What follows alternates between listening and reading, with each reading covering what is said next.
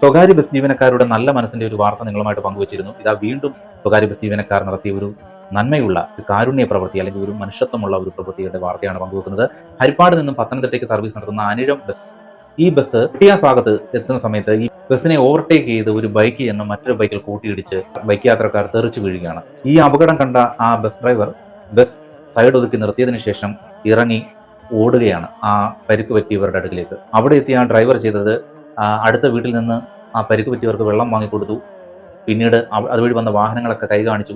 ഇവരെ ആശുപത്രിയിൽ കൊണ്ടുപോകാനായിട്ട് അദ്ദേഹം ശ്രമം നടത്തി. പക്ഷേ അതുവഴി വന്ന വാഹനങ്ങളൊന്നും തന്നെ നിർത്തിയില്ല എന്നുള്ളതാണ്. പിന്നെ ഒന്നും നോക്കിയില്ല. യാത്രക്കാരുടെയും കണ്ടക്ടറുടെയും ഒക്കെ സഹായത്തോടെ പരിക്ക് പറ്റിയവരെ രണ്ടുപേരെയും ആ ബസ്സിനുള്ളിലേക്ക് കയറ്റി. എന്നിട്ട് അതിവേഗം ആശുപത്രിയിൽ ആ പരിക്ക് പറ്റിയവരെ എത്തിച്ചു. എത്ര അഭിനന്ദിച്ചാലും നമുക്ക് മതിയാവില്ല ആ ഡ്രൈവറെ. കാരണം ഒരു ജീവൻ രക്ഷിക്കാൻ അദ്ദേഹം ചെയ്ത ആ കാര്യങ്ങൾ കണ്ടാൽ.